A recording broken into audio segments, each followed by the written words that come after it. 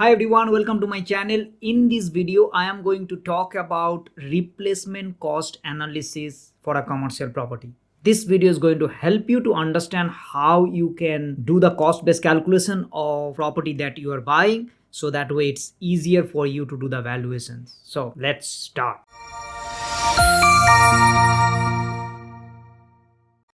When it comes to buying a residential property, you look for the building and also you look for the underlying land. Whatever land, if it is a house, whatever 500, 600 square meter block, and whatever improvement is there, which is the 2, 3, 4 bedroom house, all these things. So you look for the empty land, what's the value of that empty land, and what is the government value, what is the market value, and then of course you also look for that building. Now when it comes to commercial property, is quite different because you can't just do the calculation just like the way you do this in residential. So what do you do? The first thing that you do, of course, you check just like residential property, what is the land. Now the land has two parts, right? There are two types of land value. One is the government land value, which is there in the amount of land tax or you pay based on the land value, which is, let's say, 300,000. Government land value was 400,000, whatever, maybe $600,000. That's the government land value. So on the government books, on the council website, if you plug in the address, it will say, oh, the land value of that property is this much. That's the government land value. There's another land value which I call market land value, because government land value is, let's say, 400,000, but if you take that to the market and say that, hey, I want to sell that empty land, you might get 500,000 or 600,000. That's the market land value. So that's what you need to get. So the government land value is X, but the market land value can be X plus delta.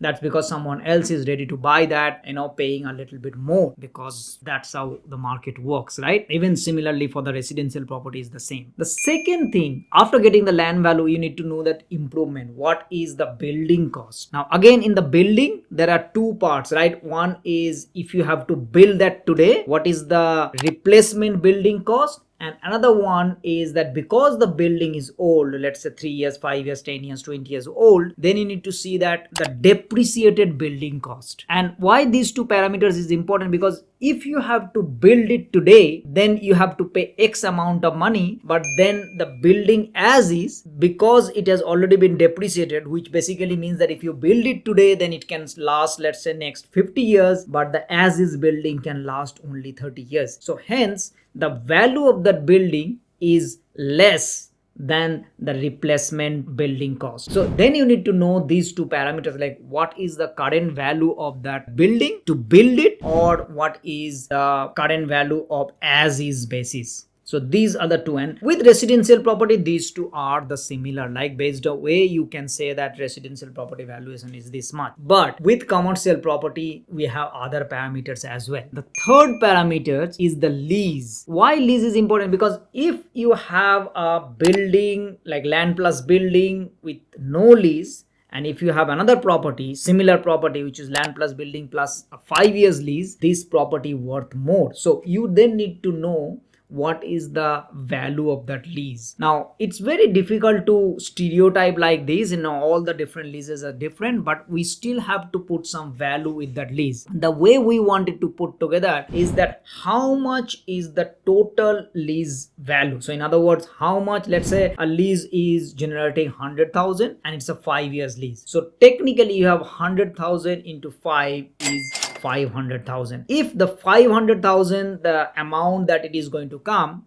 and depends on the property and the land value, it is safe to say that the lease itself is going to add around 30 to 35% more of that property value. Again, with this 500,000 example, 5 years lease, which means roughly about 150 to 175,000 more the property value. So the comparison is, if you have a property with similar land, similar building, and another similar land, similar building, but this one has lease, this property is worth more than 175,000 than this one. So that gives you, so that's the third parameter you need to know. You need to understand that how much is the lease cost. The fourth parameter is the tenant, because this is not there in residential property. With commercial property, if the tenant is strong, even though lease is only 1 year 2 years, there is a strong chance that they are going to renew the lease. Hence there is some value with the tenant as well. Now if it is a multiple branch tenancy, which is like a national tenant, then there is some value. If it is only mom and dad kind of tenant, which is only one location, there is some value. Or if there is something which is like a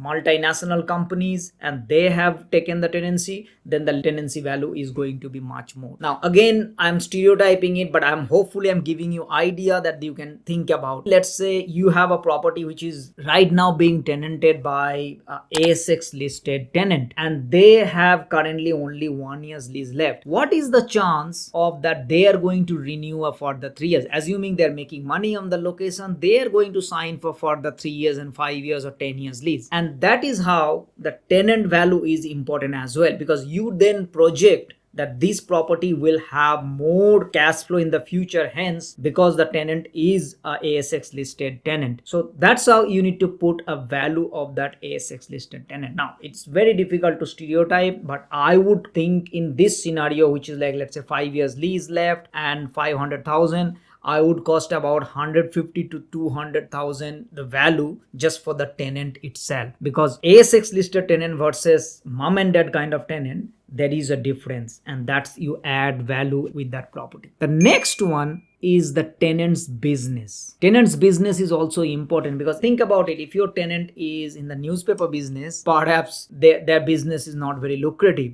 versus if the tenant is doing kind of an industrial work or something that is a manufacturing, fit outs that they're trying to do, or it's like a cafe which is a well-run cafe, or if it is a ice cream shop that's a multinational tenant at the business. So these businesses that you can predict that it has some value as well, because they have sticky tenancy, they have a lot of customers, and that customer, even though they don't want to do this, that business somebody else can take it off and then run it, hence that business has some value. And it's an important part to understand that it's the tenant as well as the business, and these are the two separate parameters. If the tenant's business is also strong and tenant is strong, that is better than tenancy is strong but the business is not strong. So you need to put some value of the tenant's business as well. So these are the 5 parameters you need to put together, and you need to come up with the replacement cost analysis. And this is a little different or difficult to get as compared to a residential property, because you don't care about tenant's business in residential property. You don't know what your tenant is doing, and in fact you don't have to know in residential property. In commercial property you have to know, and hence the more you know that the business is making money, that you will be able to put more value in that, and hence your property valuation can go up. So the point of these things is, if you can pinpoint what is the business value, what is the tenant value, what is the lease value, which most people would not be able to do this or not be able to understand, they just only look for the building and the land, then you'd be able to price it better, and you can outbid them, and you'd be able to buy that property which someone else might think like, oh, it's too costly, or it is not. So that's the point of doing this replacement cost analysis. Hopefully you got an idea about how to do this replacement cost analysis. If you like this, consider subscribing our channel, turn the notification bell on so you get to see more videos like this, and it actually motivates me a lot to create this kind of videos for you, to educate you, and then you take it forward to buy your commercial property. Thank you so much, and I'll see you next time. Bye.